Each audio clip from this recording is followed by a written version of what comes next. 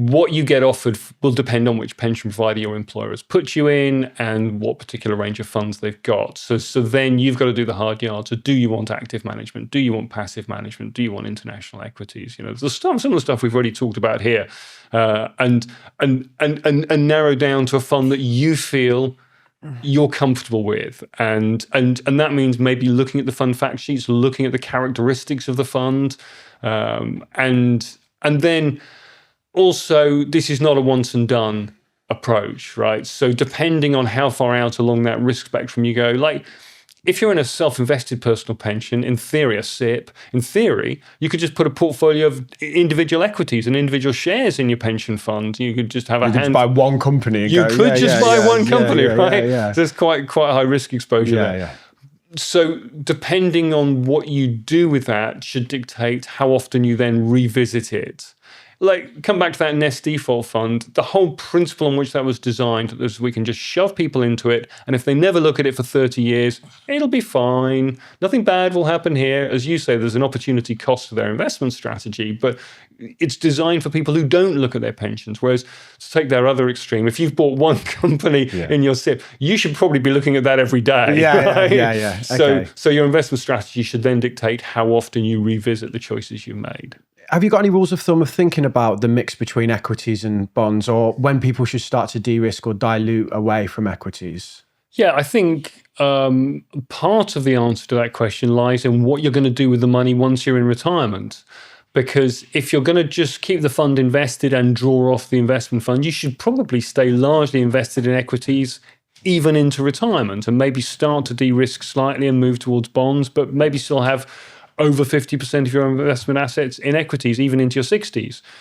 By contrast, to use an extreme example, if you're going to buy an annuity with your pension pot at the point of retirement, then by the time you get there, you really want to be about 75% or more invested in bonds. So your retirement income strategy, to some extent, should inform your pre-retirement risk strategy. That makes sense, because you want to maximize the size of you want to guarantee that, you don't want a big drop and then you can't buy the annuity you want. Well, annuity rates and bond prices are inversely correlated. So if the bond market goes down, the yield will go up, so you'll be able to get a higher annuity rate. So once you're invested in bonds, you're kind of locked in a bit in terms of the amount of income you'll get from retirement.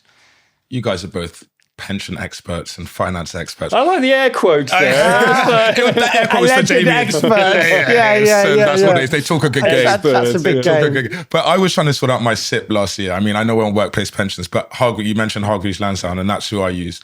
And it's just like overwhelming. Yeah. There's so much selection, so much choice.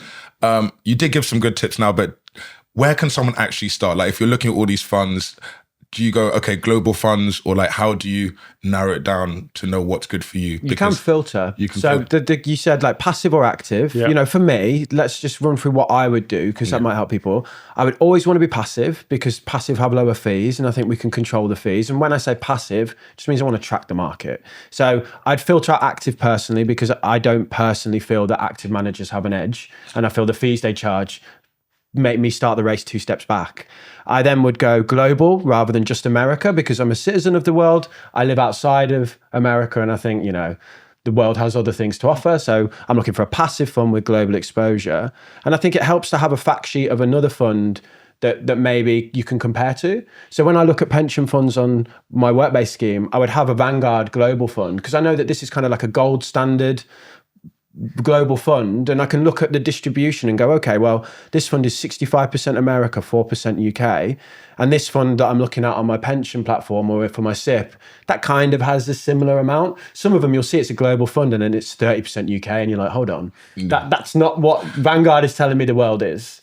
So have that kind of comparison, and the Vanguard fact sheets are really easy to get. And then you might say to yourself, well, I don't want to put all my eggs in one basket. Mm-hmm. That might be a good fund, but I'll pick 2 or I'll pick 3 just to spread it around a bit. There's no fixed cost to picking more than one fund typically. Can you have the default and your own? You can do that. You can split your money between them. Yeah, if you felt like doing that. So try it for a couple of years and see if it goes okay. Absolutely. And then you can look at the performance of the funds. You can look at the narratives that they generally publish to say this is why this fund is doing what it's doing. we've made these investment choices. This is how it's, with the default fund, this is why it's behaved in the way that it has. And you might say, okay, they seem to know what they're doing. Or you might say, this is just, and it's also important to bear in mind, even with the passive funds, they don't precisely track the indices. They kind of fudge things a little bit because they can't buy all the shares in every stock market around the world. So some passive funds, in theory, you could have two passive funds both tracking the same index, but the performances will not be identical. I mean, obviously, like you said, if you get married or if you have a kid, change jobs, is it hard to change? Like if you're like, oh, this isn't performing well, or I need something with more risk. It's pretty straightforward. Simple? So some pension providers make it super easy and you can just do it online and it's 5 minutes work to click and say, no, I want to sell these, I want to switch them all to this fund, and then it's done, and I want to redirect future contributions into this fund instead. And they won't charge you for that. Absolutely. There's no fixed fees for doing any of that.